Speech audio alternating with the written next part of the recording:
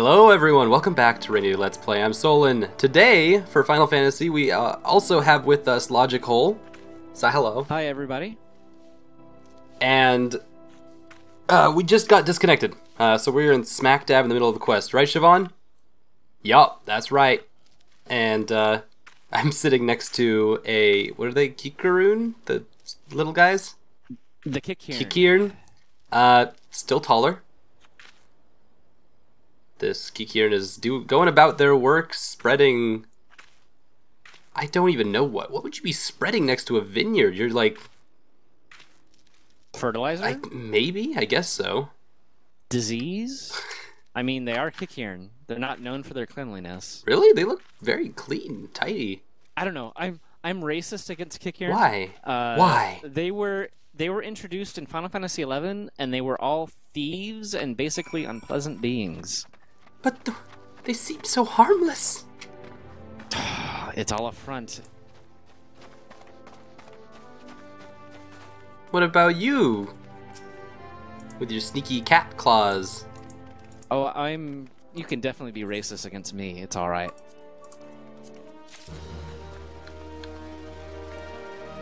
Although, now that I think about it, I also was a thief in Final Fantasy XI, so maybe the shoe is on the other paw. That's okay. I'm Rogadin. Rogue's in the name. So, when we last left off, we had these awesome boots from the dungeon. And we also were getting really sassy about how annoying these quest lines are right now. Like we kind of have been the last little bit. Anytime I can. And then also, we got our Dragoon class. So we can take a flying leap pretty much whenever we want to. So that's cool. That's a big one. Yeah. You've taken your first step into a wider world. A very large step, too.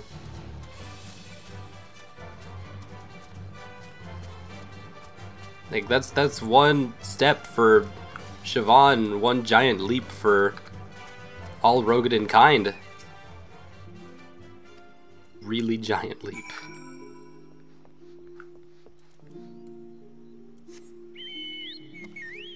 I think we should be having a feast soon. I hope so. I hope that all of this is worth it. We get some like nice feast scene. Maybe a cutscene of sorts. Something like in almost every Lord of the Rings movie / book. Just a big fantasy-like feast. You know what? Speaking of fantasy and Lord of the Rings and even Game of Thrones and feasting and stuff, after playing Final Fantasy VII and alike all of the ilk of the Final Fantasy world, and since you're here, James, I can ask you about this. Sure. 14, what we've been playing, seems very medieval compared to all of the other Final Fantasies. It's got kind of that techno-medieval thing going on. Like, especially if you look at the Garlean Empire, they are very high technology. Magitech, steam power, I should say. Oh yeah, no, whenever Garleans show up, it's like they're from a completely different game. Yeah, but if you look at a lot of the lore, like, you are in the 7th Umbral era. I mean, society has risen and been destroyed 7 times. Oh, is that what that means? Yes, that's what that means. Oh, so it's almost like Chinese dynastic cycles, except on a much grander scale. Yeah, it's basically the world's been like wiped over and restarted 7 times. Like you do. Yeah, and, I've restarted worlds many times in my life. You know, the moon that fell, Dalamud, was actually a giant high-tech prison for a god. That kind of thing. Oh my. Yeah. It encased the Elder Primal Bahamut. Right, yes, yes, this is something we knew, yeah. And that was a technological prison built by the Allagan, ancient Allagan civilization, ancient Allag. That's what I didn't get. Yeah.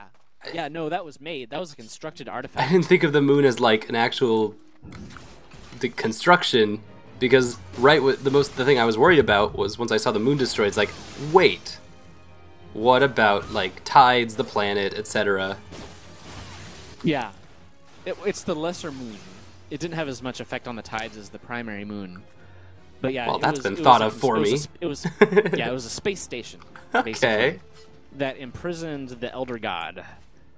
And so yeah, like a lot of Final Fantasy, you've got a mix of very high-tech and then very medieval low-tech stuff. But we're in the medieval time of the era, apparently. Yeah, our civilization is very much low-tech, although if you look at things like the airships and Sid and the ironworks, which has brought a lot of Garlean technology from Garlemald, then we're seeing more high-tech over the course of the storyline here come in. How strange. Meanwhile, in other, like, Final Fantasy games, you're borderline cyberpunk. Sometimes even, like, steampunk, and they draw in from so many different places.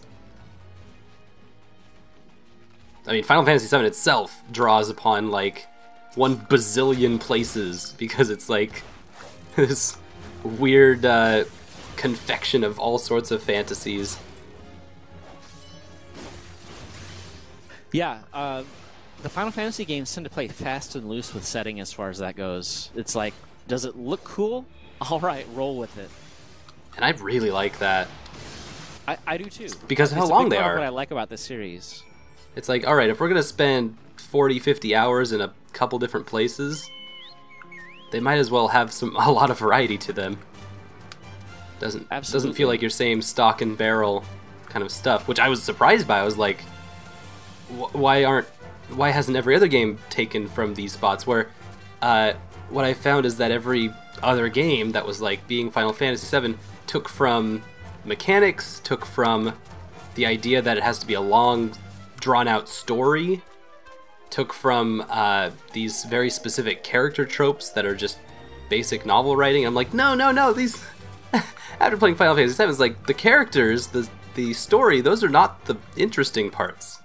Those are not the best parts. Those are not my favorite parts. My favorite parts is when you walk into a place and it has an entirely new camera angle just to show you an entirely different, like, space. It has so many different spaces that they let you play in. It amazed me. It was astounding. There was a part, I mean, so we played this in, 36 hours, and I was asleep for about 5 of those. I woke up after a 20-minute nap, and we were in some completely different place, like, near-ish the end. We'd just gotten on a disc 2, I don't know if you'd remember this, but there were these large cubist buildings. And they were blank white, and we'd never had anything like that, because we have Midgar, which is this big city that's like totally futuristic, and we have these little tiny towns that are very rural and old-timey and kind of medieval, but this was like Art Nouveau kind of stuff. This was architecture that was straight out of cyberpunk. And I was like, this is bizarre. How are we even in the same game right now? Right. I blinked and I missed like entire settings. And that blew my mind. Just amazing how much they, like, just how far they went with their, the spaces that they created. And then on top of that, they also had, very free-flowing, the magic system was very free-flowing, and, it kind of went along with that hodgepodge theme. Where the settings hodgepodge, the magic tech or whatever it was, the orb system thingy that they had in place was like, you just put stuff wherever you feel like, throw it around. It all kind of went together somehow. Yeah,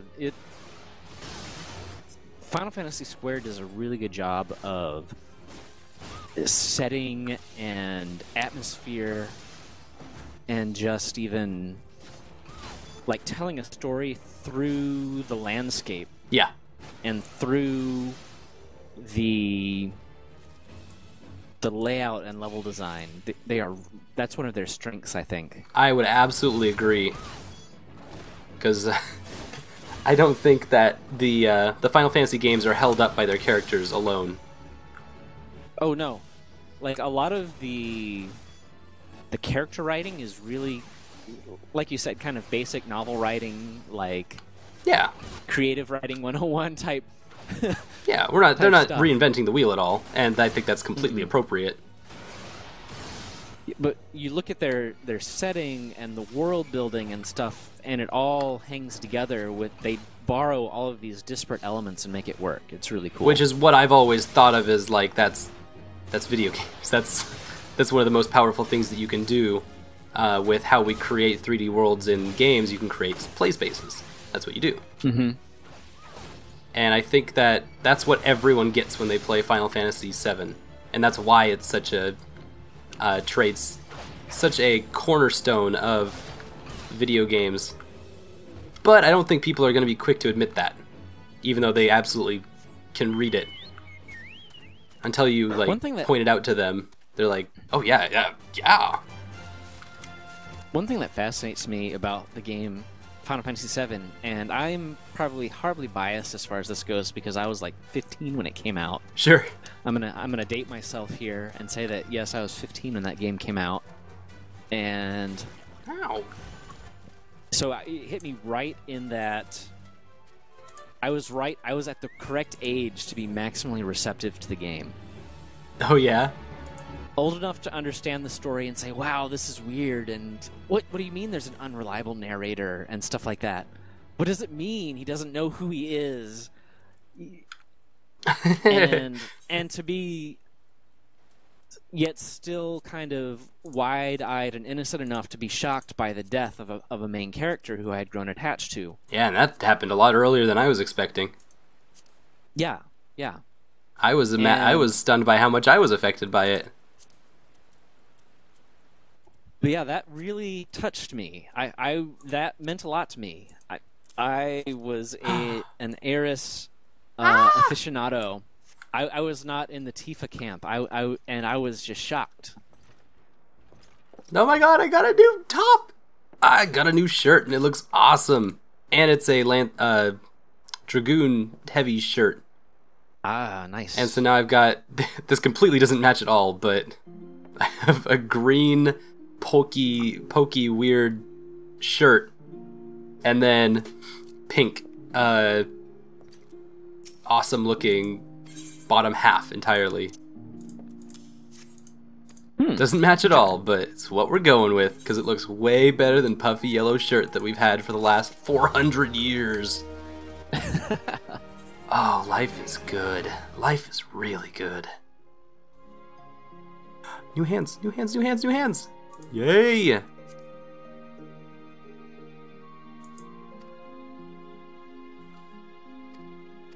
Okay, so it looks like we're still doing weird side quests for some guy in the middle of the cabin. I wasn't paying attention, but he must be like backwoods Company of Heroes guy.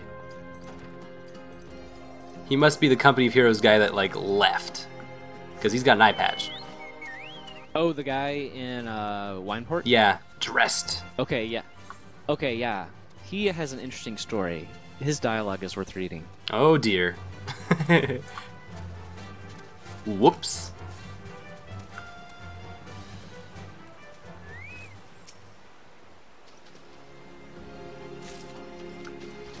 Alright, I'm gonna get attacked by something, aren't I? I'm collecting items on the ground.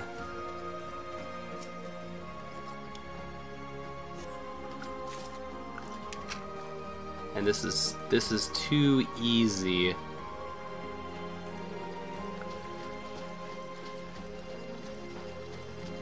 Oh, Toad. Yeah, this is gonna be. Yeah, that's what I thought was gonna happen.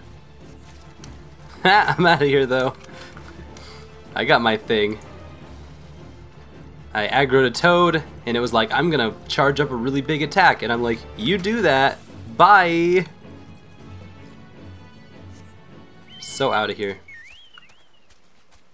Oh, and now I'm delivering the palm wine back to Wineport. Oh, well, that was easy.